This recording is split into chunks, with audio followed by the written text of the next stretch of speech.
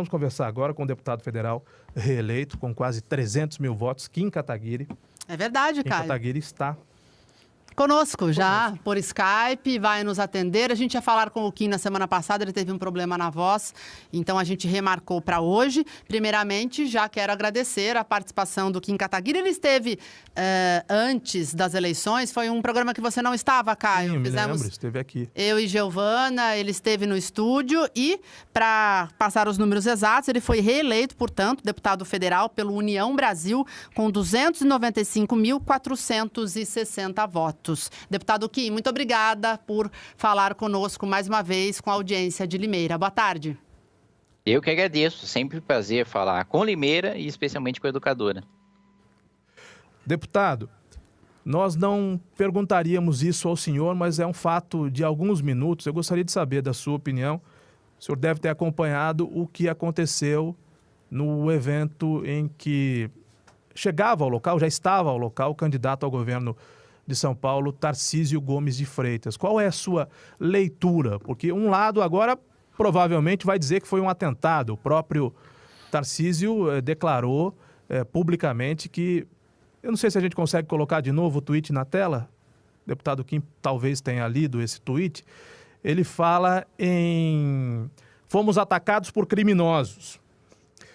Qual a leitura que o senhor faz sobre isso? Que peso esse episódio pode ter na eleição para São Paulo e na eleição para a presidência da República?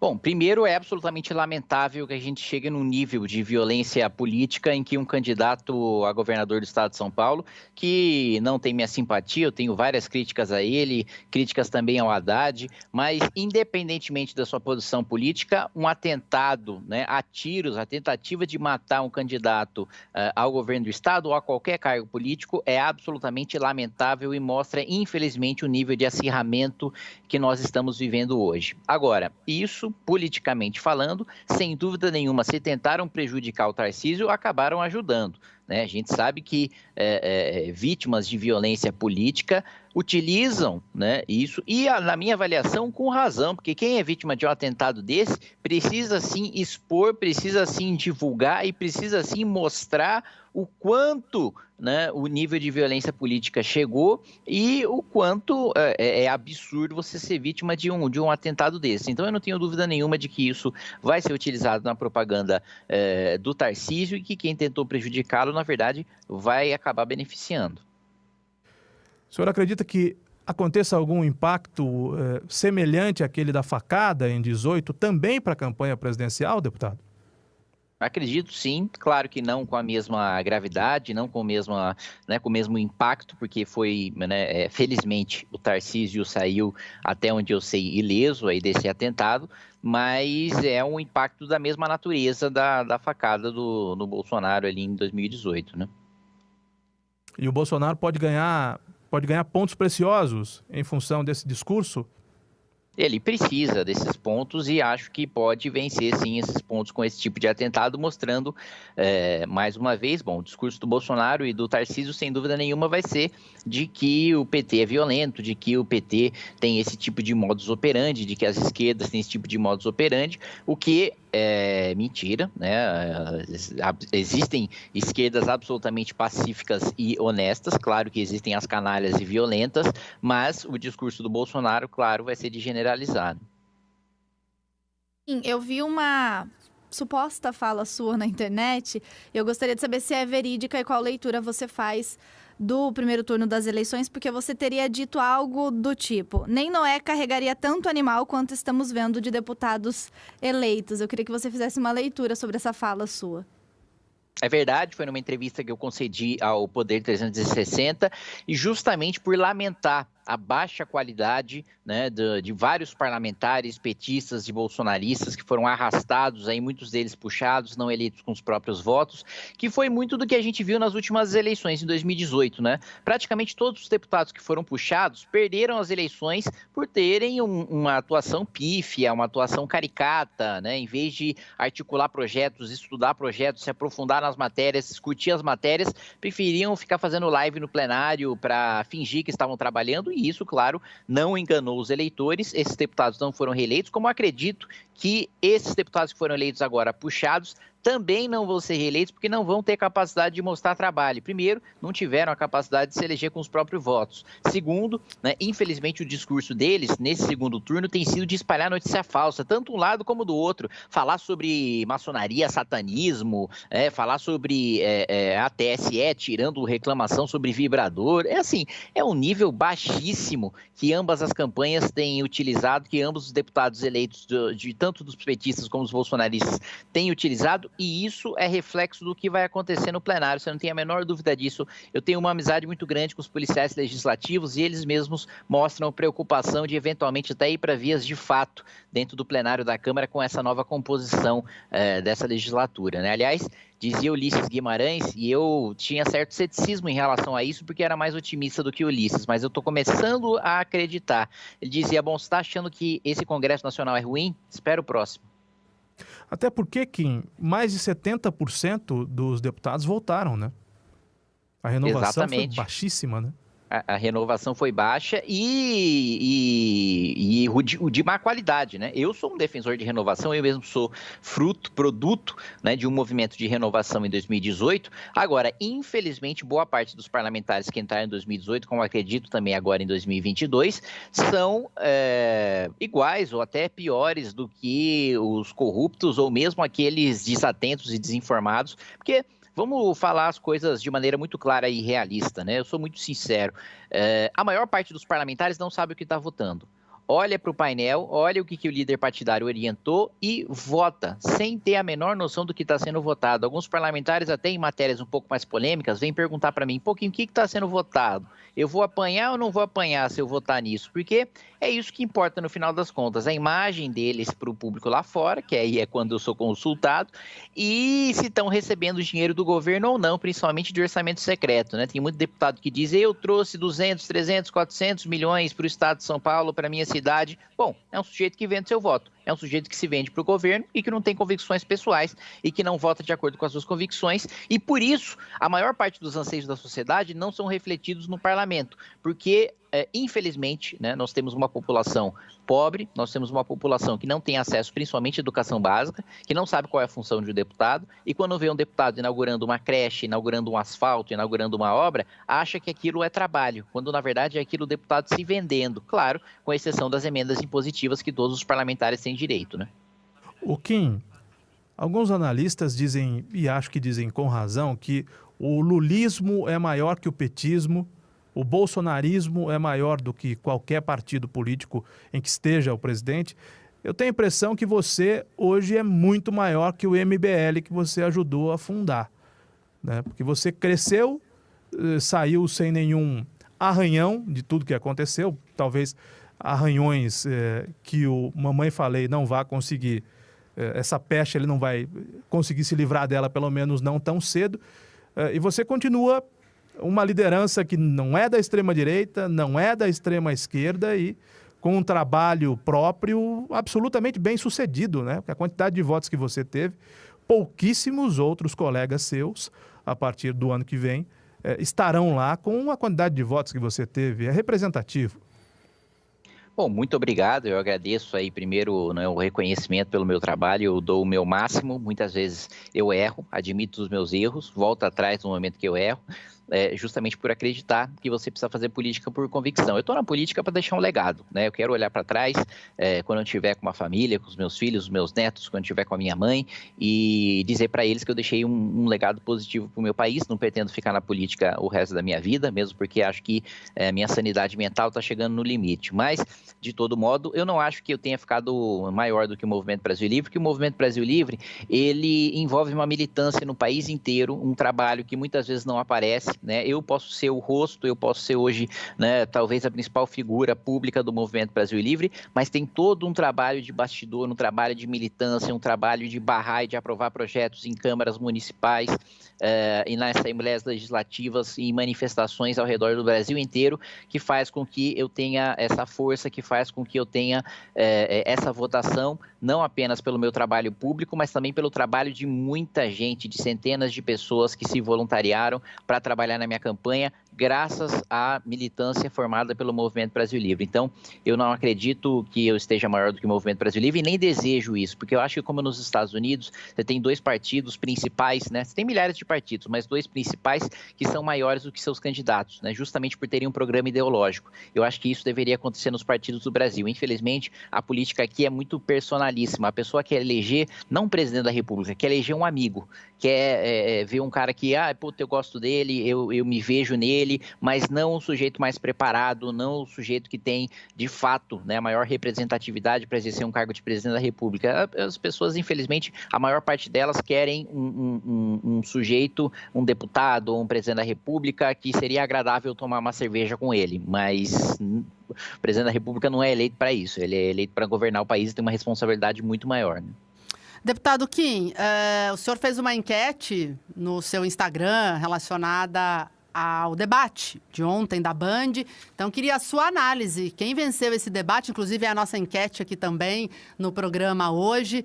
E já emendando, queria que também o senhor comentasse sobre a presença de Sérgio Moro como assessor direto ali do presidente Bolsonaro, inclusive com a entrevista final do nosso presidente Moro ao lado e Bolsonaro fazendo elogios. Então, 2 perguntas. Quem ganhou o debate e esta volta de Sérgio Moro para o reduto bolsonarista?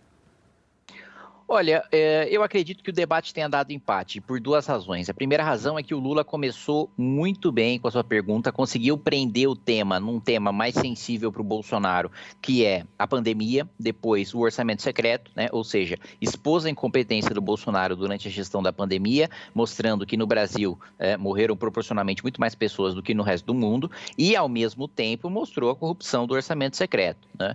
Porém, depois, quando o Bolsonaro começou, né, no segundo momento de embate, o Bolsonaro soube expor bastante, explorar bastante o mensalão e o petrolão, que são coisas que realmente é muito difícil do Lula rebater, tanto que ele tergiversou, da aliança do Lula com ditaduras, né, que também é uma coisa absolutamente defensável e que o Lula tentou desviar, falando, não, o povo da Venezuela que resolva o seu problema, o povo da Nicarágua que resolva o seu problema, quando todo mundo sabe que ele tem amizade com esses presidentes, com esses ditadores.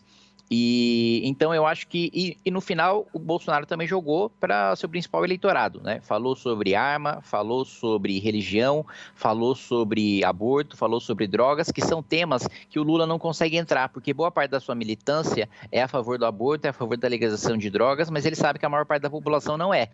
Então ele não consegue ter um posicionamento muito firme, muito claro, como o Bolsonaro consegue. Então, na minha avaliação, deu um empate em razão disso.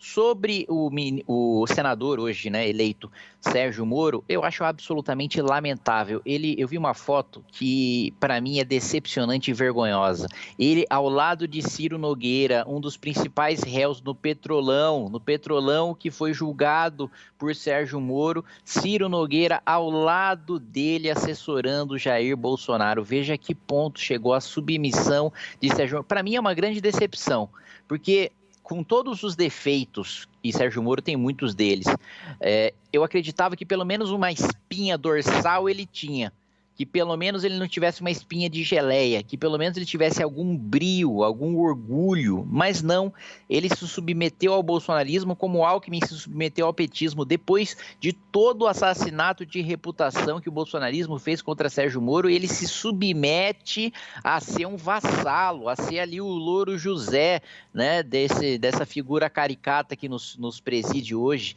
né? Então, é realmente assim, muito triste você ver o sujeito julgou o Petrolão e agora está ao lado, é aliado de quem é réu por corrupção, por lavagem de dinheiro, por peculato. Realmente, para mim, é uma coisa que me dá um nojo físico mesmo, não é uma metáfora, é uma coisa realmente triste e deprimente de se ver. Ô Kim, mas como é que você fica? Eu vou te chamar de você porque você é muito jovem e porque você é quase não é nosso conterrâneo, mas morou aqui em Limeira por 3 anos. Conhece a nossa região, vou tomar a liberdade de te chamar de você. É claro, fique à vontade. Só não vou dizer que eu tenho idade para ser seu pai, porque não tenho, mas sou mais velho. Agora, que situação do MBL, e que situação do Kim, né? Você vai declarar voto no segundo turno? Você já decidiu em quem vai votar? quem que você vai apoiar, se é que você vai apoiar alguém. Porque eu também achei esquisito o Moro, a maneira como ele saiu do governo. Não foi só uma discussão, né, Kim? Ele saiu de um jeito... Exato. E uma acusação. E o bolsonarismo batendo no Moro. O Moro foi destruído pelo bolsonarismo. E agora o Moro volta como nada tivesse acontecido. E olha que eu sou lavajatista, eu também achei num dado momento que o Moro fosse uma espécie de herói brasileiro. Acho que fez um trabalho irrepreensível. Aí erra quando vira político. Fica feio o jeito que sai do governo. É massacrado pelo bolsonarismo. E agora aceita voltar aos braços do Bolsonaro depois de ter sido chamado de canalha pelo presidente Bolsonaro. Não foi um simples bate-boca, foi muito mais do que isso.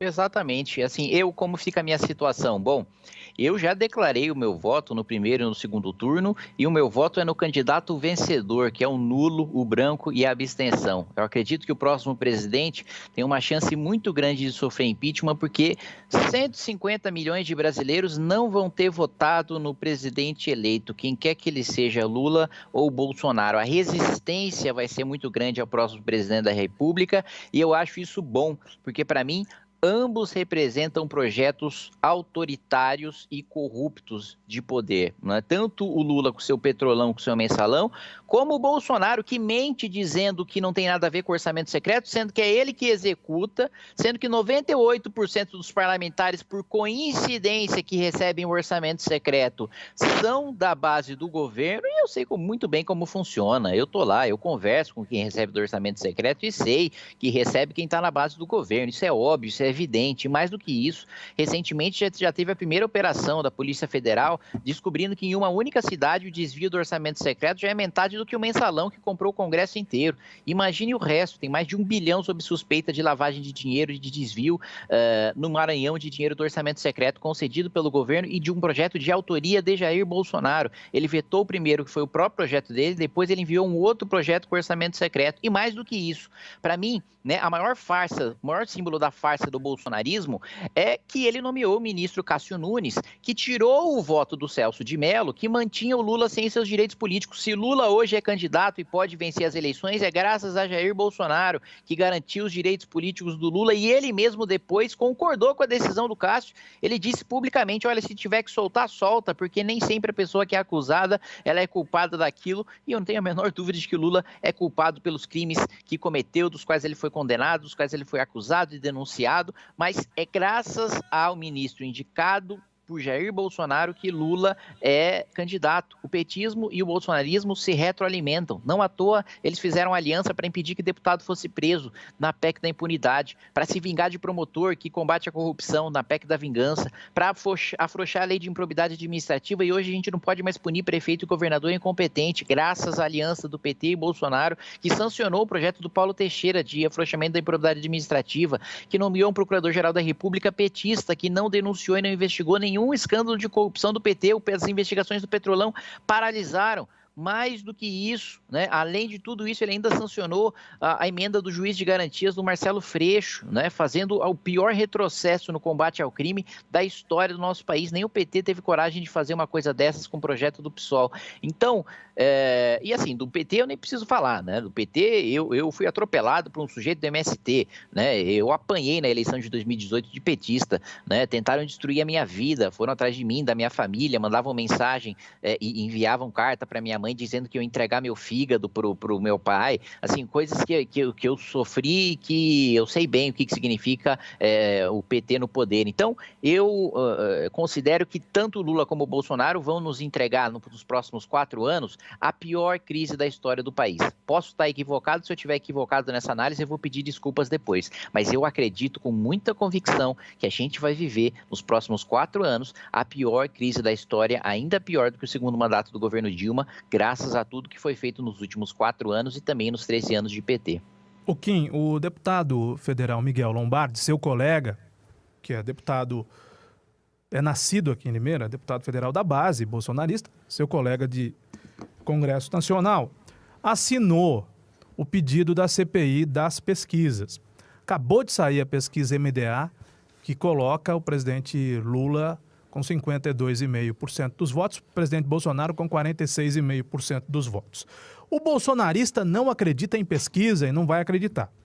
E o outro lado também olha com certas ressalvas, porque as pesquisas fizeram erros grosseiros. Qual é a sua posição sobre as pesquisas? Você acredita em pesquisa? Você acredita que os congressistas têm mesmo que abrir uma CPI para os institutos?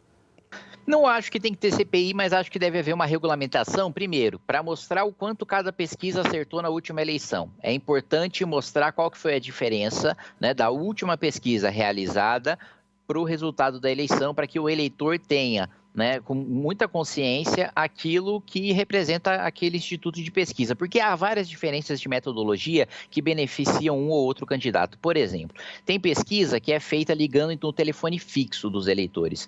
Olha, tem muita gente hoje, a maioria, que não tem telefone fixo. O meu eleitor, né, em pesquisa feita para deputado federal, pesquisas internas de partidos que rodam entre nós, feita com telefone fixo, assim, eu não tinha voto nenhum, porque o meu eleitor não tem telefone fixo. Tem pesquisa que é feita entrando na casa da pessoa. Bom, quanto mais rica a pessoa, menor a chance dela deixar que uma pessoa entre na casa dela. E aí já tem uma mudança também de perfil. Outra é feita com um robô ligando para o celular da pessoa. Isso já diminui também a precisão da pesquisa. Outra é feita com a pessoa mesmo ligando para cada uma das pessoas. Então, a metodologia acho que precisa ficar clara, a gente precisa ter uma regulamentação que obrigue não só a divulgar a metodologia para o TSE, mas na divulgação da pesquisa você também deixar claro qual que é a metodologia e, em segundo lugar, mostrar o quanto aquela pesquisa errou ou acertou nas últimas eleições. Eu acho que com isso fica muito mais claro para o eleitor do que aquela pesquisa significa, o que aquela pesquisa representa, e a gente vai ter institutos levando com mais rigor, né, a precisão, a exatidão dos seus números das pesquisas, porque, sem dúvida nenhuma, há erros grosseiros que precisam ser discutidos. Agora, CPI, mandar prender alguém por causa disso, só se houver a prova de que deliberadamente, né, a pessoa fraudou a pesquisa, mas por enquanto a gente não tem prova de nada disso, né?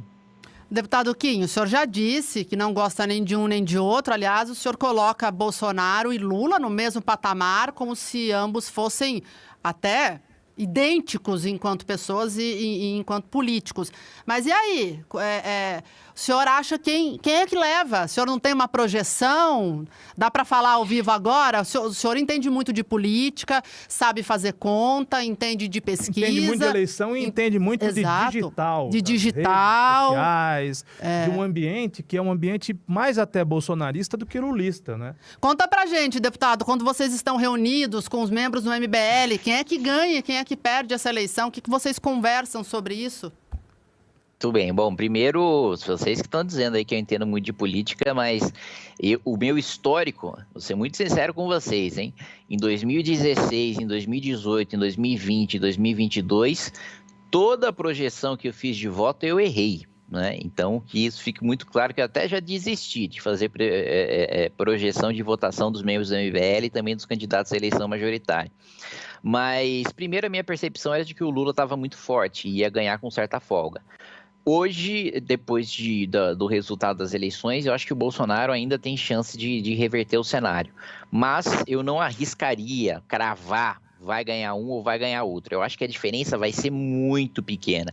Eu acho que tem a possibilidade até de um sujeito fazer 50 ponto alguma coisa por cento dos votos e ter uma diferença muito pequena entre os dois, porque realmente a disputa está muito acirrada. Então, primeiro eu achei que o Lula fosse ganhar, depois eu achei que o Bolsonaro. Hoje eu já não arrisco dizer.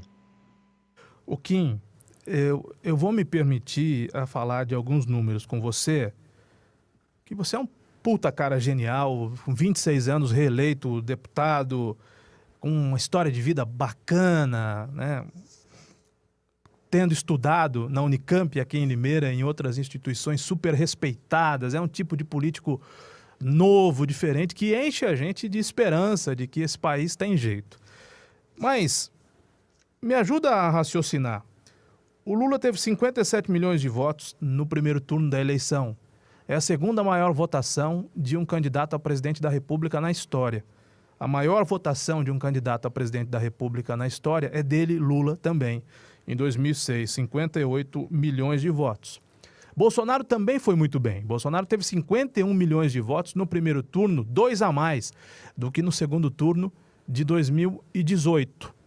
e quase 50 milhões de brasileiros não foram votar. Como se trata de projeção e nem você nem eu somos obrigados a acertar, eu fico imaginando que essa abstenção não vai ceder. Porque além da abstenção que o bolsonarismo projeta no Nordeste, tem muita gente no resto do Brasil que simplesmente não se sente motivada a votar. E já não foi no primeiro turno e não vai de novo no segundo turno. Então a gente projeta que a abstenção deva ficar na mesma casa ali, em torno dos 40, quem sabe até perto dos 50 milhões de votos. Isso quer dizer que de voto útil vai sobrar para dividir entre os dois aproximadamente 110 milhões de votos, que já foi o que aconteceu no primeiro turno, né? Com o Lula com 57, o Bolsonaro com 51 e os outros todos somando mais ou menos 10 milhões.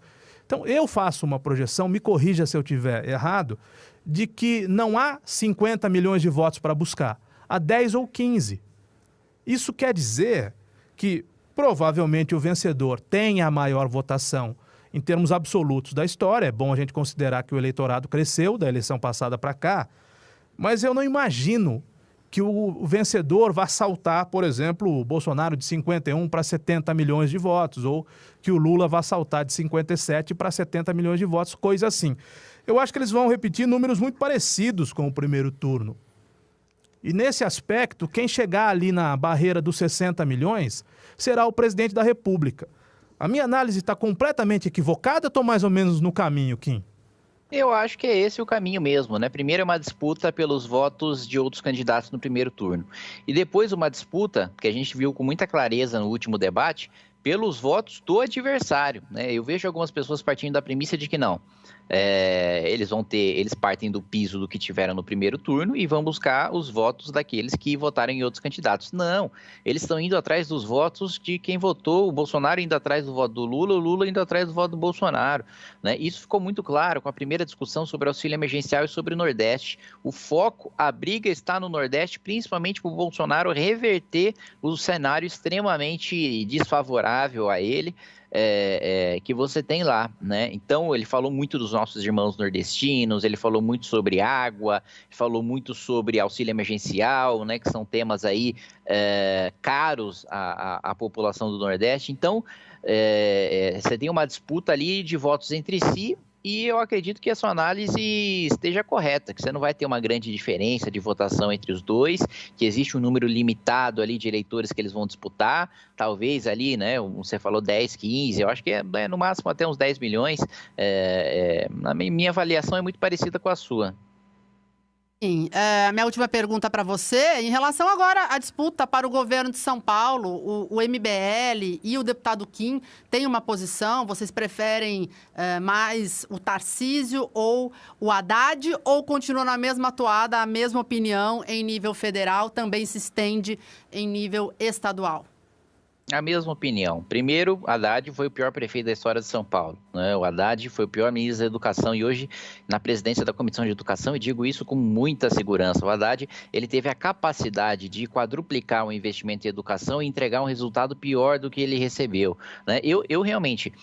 Eu confesso para você, se eu tentasse ao máximo possível, se eu me esforçasse muito, se eu estudasse, me aprofundasse em como ser incompetente para gastar dinheiro público, eu acho que eu não teria capacidade de entregar o resultado do Haddad. É realmente assim assustador como o Lula tem coragem no debate presidencial de dizer que o Haddad foi o melhor ministro da Educação, quando ele entregou milhões de analfabetos e mais ainda analfabetos funcionais, quando ele entregou no ensino médio gente que não sabia, que saía do ensino médio sem saber o que é porcentagem, sem saber resolver uma equação de primeiro grau, né? Gente que saía do ensino médio sem saber interpretar um texto, né? Esse foi, né? Aí o Lula se vangloria, eu fiz tantas escolas técnicas, eu fiz tantas universidades, e as pessoas que saíram dessas escolas, que saíram dessas universidades, é claro que eu não estou generalizando, mas o que os dados mostram é que parte significativa saiu sem a qualificação mínima para ir para o mercado de trabalho, né? Progressão continuada, né? Um problema também que nós temos, né? Da pessoa avançar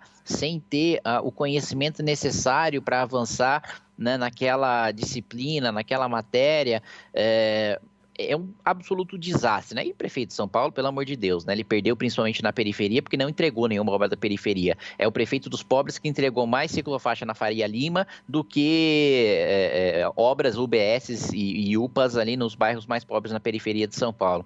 E o Tarcísio é o sujeito que fez com que São Paulo tivesse nas últimas posições de repasse de infraestrutura no governo federal. São Paulo nunca recebeu tão pouco dinheiro. E mais, ele é candidato por São Paulo por conveniência do Bolsonaro. Ele não é candidato porque tem um vínculo, porque tem uma ligação aqui, ele não sabe onde ele vota, sabe? Ele não tem a menor noção do que é. Você perguntar para ele qual que é o circuito das águas aqui no estado de São Paulo, qual que é o circuito das frutas, qual plano você tem para desenvolvimento da cidade de Taquaral, de Bebedouro. Ele não tem, não conhece essas cidades, não conhece a necessidade dessas cidades.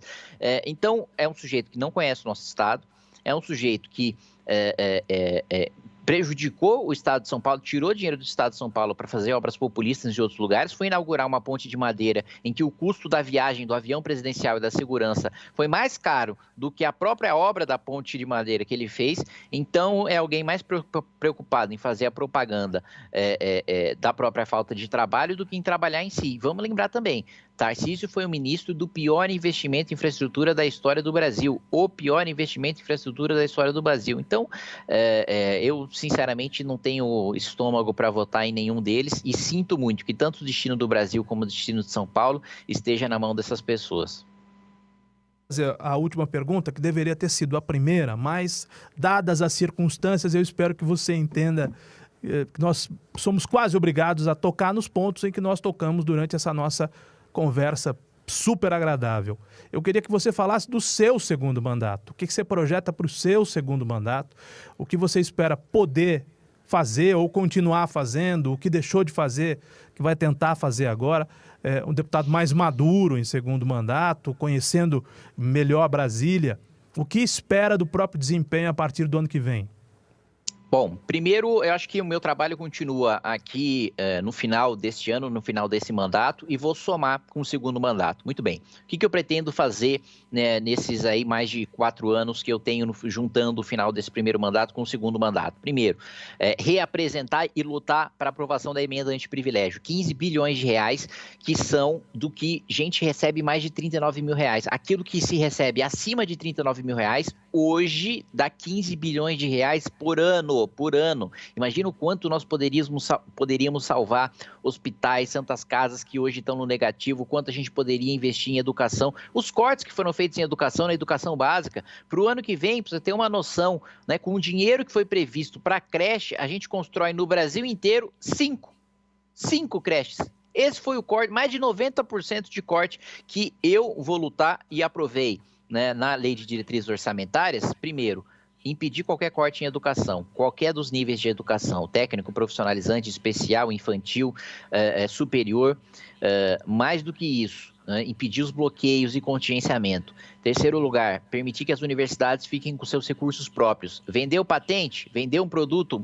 Tem universidades aí de agro que vendem queijo, que vendem cachaça. Vai poder ficar com o próprio dinheiro, não vai ser roubado pelo governo, né? Além disso, garantir também o reajuste de merenda, né? Hoje, a merenda, o repasse da merenda, e minha emenda foi vetada pelo Bolsonaro e foi tema, né? Foi um dos principais temas de um dos debates que a gente teve, né? O veto do Bolsonaro, a minha emenda do reajuste da merenda. Menos de 50 centavos por aluno, não dá para comprar um chiclete hoje com o dinheiro que é repassado pela União. Reajuste do Bolsa Permanência. Eu, quando estudava aí no Colégio Técnico de Limeira, da Unicamp, o Cotil, a Bolsa Permanência era de R$400 e a gente se matava para fazer a prova e conseguir esses R$400 para sobreviver. Hoje, o valor é de R$400. E olha a inflação acumulada do período. Essa Bolsa Permanência precisa ter um reajuste, senão os alunos mais pobres vão sair da universidade depois de tanto esforço para ingressar na universidade.